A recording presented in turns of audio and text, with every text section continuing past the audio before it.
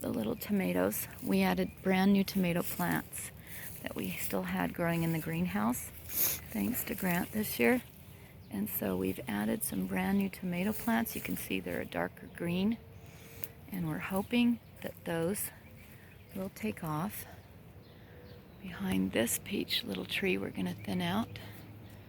And under the beautiful canopy of the sumac growing big right there before the ash next to it will eventually be the canopy tree here, but it's slowly growing. That's the tree that Grant lost, the ash. The Roundup killed an ash tree of his, which is a native to Utah. You'd think it'd be real hardy. This is another, actually, it was supposed to be a golden currant in the pot from the reclamation nursery I bought. It's not a currant. It's some other tree that grew so fast and created beautiful protection and filtered perfect light. As the sunlight comes through the clouds right now, look at that. Oh, how beautiful. There's the other side right now of our golden raspberries that are so beautiful. Let's try to get close up on some of these gorgeous golden raspberries. You wait till they're orange like that, and then they're perfectly ripe. And you can see our grapevines growing up with the hugest grape leaves up our trees. And then the kiwi female, she's doing okay even with all this heat, but we got to keep her protected, so we've got the sunchoke wall in front of her. And then the beautiful red blood plum tree that was so loaded last year. The freeze hit hard. Unfortunately, this is another dear one that Grant Holdaway had sold to us, and we bought it, I think it was 3 years old, 3 or 4. This poor little Honeycrisp was really going fast, and so we got rid of all the dying, but we had to leave some leaves, and we've been slowly giving water like Ryan said, and every nutrient like Steve said, chelated iron and everything. And we're going to try the carbon one on a cool night, Tuesday night, in 2 days, and try to really push the growth on this poor baby. But I didn't all the dead stuff, but you can see the drying leaves right there. They're curling, and then they dry. They turn white. Poor little things. And there's the Rainier, also got hit hard by the frost. And as we pass all the beautiful filtered light, when we have these nice big trees, it's so wonderful to be under. And this is why the plants love it as well, to be under this filtered light. It's just perfect under here. This is what nature loves. All these gooseberries along Gooseberry Row here with their most gorgeous gooseberries, and they've got protection from the sunchokes, which is so wonderful. So these little lovely gooseberries will turn dark purple and plump, and that's when you can taste how sweet they can be and filled with. There's some alfalfa, wonderful vitamin C. And this is the Siberian pea shrub, and under the plum tree are wonderful grapevines as well. And a little from our mushroom workshop, there were logs that were inoculated with red wine cap and blue oyster mushrooms. This little willow grew out of a dead little log. Isn't that amazing how nature wants to survive and grow? Oh, and we have an Easter egg that didn't get found. This Easter egg hunt, we had a virtual Easter egg hunt this year. And there's one that must have popped out of the straw under the red currant right there. And here's the grapevine growing under the beautiful plum tree there. And here is something that's really fun that's starting off. We just planted a couple of weeks ago this beautiful little pumpkin. And he's starting to grow like a vine. The leaves get so huge, they're like a foot across. And then it'll grow like 20 feet all through, just like grapevines. That's fun to do with your squash plants. Just let them grow through the forest underneath everything. Here's some of the black mulberry left and the red catawba grapes. These are hiding under here, these little red mulberry. And they'll ripen. They're pink right now. You can see the pink little mulberry right there. And there's one left of the other kind. I'm going to go ahead, because this one's a little dried out and shriveled. Taste one last little mulberry here, you guys. And these are so delicious and wonderful. They're amazing. It's not anything like a berry, like a blackberry or raspberry or anything. It's, even though it looks like one, it's very different. Amazing, sweet, rare taste that you've never had before. And our bamboo wall is hopefully going to protect the forest as well. Luckily, these neighbors are so nice not to spray anything. They grow food and they protect their grandchildren. This beautiful, it's the biggest 4-inch yellow peaches, and we actually got a 5-inch one last year. It's so amazing, but it was hit the hardest on the night of the freezes that we had. Poor little thing as we come underneath. We have beautiful carpets of cover crops. We've got beans, we've got buckwheat, we've got daikon radish. It's just beautiful in here. Potatoes all around behind the other big black locust and black hawthorn berries here. That is loaded with hawthorn berries. We'll go on the other side of it. But with blackberries growing along, that'll be so proliferant. The bees have just been pollinating the blackberry fence perimeter. Unfortunately, we've got some casualty. And that's the hardest thing to see when you put your heart and soul. This is a red chokecherry here, and it's just growing. It was a volunteer, and it'll have beautiful chokecherries. You can make delicious syrup. And there's the beautiful black locust trunk from a twig 5 years ago. You look at the size of that trunk now, and the perfect canopy coverage that goes on forever of this black locust. Isn't that beautiful? Look, he's covering up all this right here. It's so beautiful. All the wonderful berries that we have along the perimeter. We have Richard Woods gave us before he, at 86 years old, was put in assisted living with his wife by his children. He loved gardening so much, and I learned so much with him as I do with Grant. And Richard gave me 2 black raspberry plants, and they're doing so well. Aren't they gorgeous? They're just so beautiful. I'm going to come through and take stills. And there's a little, see the effect though of the wonderful canopy trees of filtered light coming through here?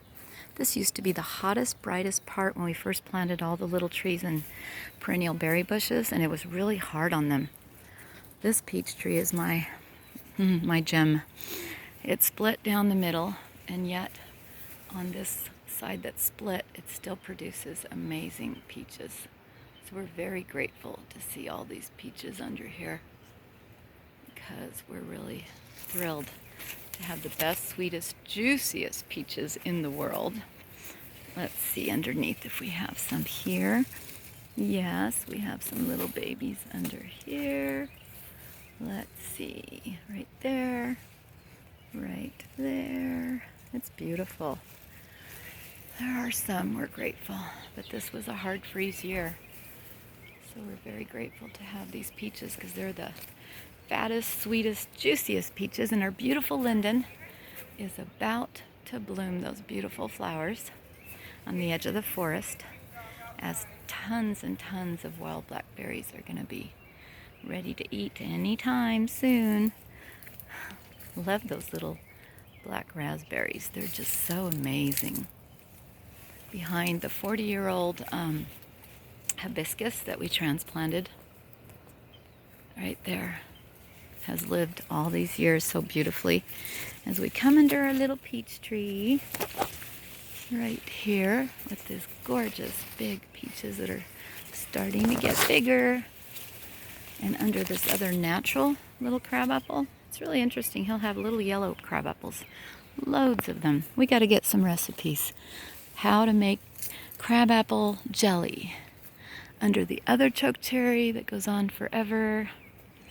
It's beautiful. And we've got Tasha Nelson's black hawthorn, and then under, loaded again, our female sea buckthornberry and her girls that she sent out runners, and they're loaded with little, they're green right now, but these will ripen into the most 190 component, most nutrient dense berry they have found so far, with omega-7 that is so important to our eyes and our skin. It's just so beautiful. And then her daughter here, she's got some, but she's been struggling. Not sure what's going on. Pray to God the canopy protected her. But look at those beautiful little sea buckthorn berries. Oh, she's gorgeous. And then the males are on this side. This is Daddy. We only got one of each, and they've been growing babies, like this teenage son of his, under this great surprise canopy that we bought. Didn't know what it was. So somebody help us figure out what this wonderful tree that showed up in a golden currant pot from the reclamation is. Oh, and you can still see some of the golden, they're almost orange, little golden currants here, all up there growing beautifully. That is really a gorgeous little golden currant. This is what the leaves look like. It's really beautiful. And then we have a horse chestnut, which has the most beautiful, dark, rich pink flowers. Grant has an old one that was so loaded with flowers this year. And this is our little baby one, also from the Reclamation Nursery, where we get all the native plants of Utah. We love to go there and get everything. Another gorgeous Siberian pea shrub.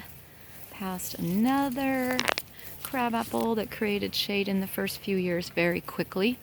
We're so grateful. These were donated 3 crabapples, and they were so nice, and they came and planted them for us. And then we see the edge of the wild blackberries that we're going to be eating. Another little pear. We'll have to watch if it was protected, because it had trees all around it. It should do okay. And then we have another little dwarf Russian almond, and there's one of the little dwarf almonds. We have 3 kinds of almonds. We're so excited. He's going to be the bush almond underneath the big peach tree. And here's our little apricot tree. This is a new one. He's young. He had loads of apricots last year. They're very different than our big apricots, but they're still very delicious. And he goes up with more apricots right there. Let's see, where are your apricots? There you are. All these beautiful trees, and this amazing effect that this nature has created. Some more jewel red currants here. This year he doesn't have as many as he's had in the past, but he's still ripening beautifully. And the little peaches there. And looking through the forest is so much fun. I just love to look through the forest. This is why I call it heaven. I would picture the Garden of Eden to be like this, with so much food and so much beauty and perfect balance, and all the living creatures together. So much life. You can feel it, you can sense it, you can hear it, that there's so much life in here as we go past a survivor here. This is a thornless blackberry, and he looks like he's doing really well this year. And more of the wild blackberries we'll be eating. They're all along the outside. I tell the neighbors to go ahead and stop and pick wild little blackberries to taste. They're very nutritious, as Tasha told us. And so we're going to thin out this other peach tree here, because these little branches can't hold this many peaches on one branch. You got to think about that when you see this. There's way too many little peaches. So you thin them out so that he has only a couple, and then they have a chance to live. But I'll do it when I'm not holding the phone. But we'll thin them out like that. Another crabapple right there. And the beautiful white lilac, where a little family of quail came this year. We think they had their little babies in there. As we come under the apricot tree on this side, where the birds love to come and eat. They're delicious. And trust me, we had thousands of apricots last year. We can share. But the birds love that we feed them. So they've got some good seeds here as well. And then we let it drop to the ground and grow underneath. So it always grows underneath this apricot tree for the birds. And on the back side here, more sumacs, staghorn sumacs. They grow so fast that I'm thinking I might just take these babies here and try to grow some shade trees until we can get some willows and black locusts that will take these, because this is the staghorn sumac that grows that tall in 5 years. So its babies here I'm sure will grow really fast and create some good shade canopy protection as well. We'll come back through this wonderful effect that we've created out here. It's so beautiful when it used to be so hot, and now the plants are just happy and thriving. It's amazing how happy everyone is. It's just such a beautiful effect, you know, to look up through this. It's just fun. I love it. This is our alder right here that has these berries, and that's wonderful shade as well, and forage for animals. Oh, and you could hear the little raindrops. This is a little baby sea berry here. Last year it had some berries on it, but I think this year's just really been really rough. A lot of heat after a lot of rain. We can't wait till these sea buckthorn berries ripen. They're so beautiful. Here comes the rain, so let's hide the phone, even though we're in a perfect little forest right here to protect our phone. We hope more people will be able to come and see this beautiful little forest. And we love children to come and learn about nature and connect to nature and connect to the Creator, for He loves these masterpieces, I call them. He loves them. This is what's beautiful here at Utah Valley Permaculture Classroom Gardens. We have 3 nights of families coming to learn how to design. 2 of them have 20 acres, one has 13 acres, and others have smaller yards, and they're all thrilled to learn how to create their own little food forests.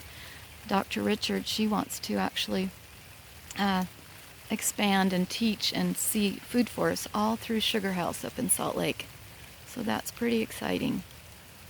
We hope you guys will come, and we pray a special prayer this Sabbath Sunday over our little fellow members who were hurt this week by the pesticide drift, that they may be strong and we may have the wisdom and guidance to help them push new growth and survive, and that we may be able to put canopy trees that will grow quickly and protect from any future dangers like that. Have a wonderful, wonderful day. Be safe. Enjoy good nutrients of good greens and healthy fruit, berries, and nuts like this. And come and learn how you can have your own little paradise, Garden of Eden, yourselves.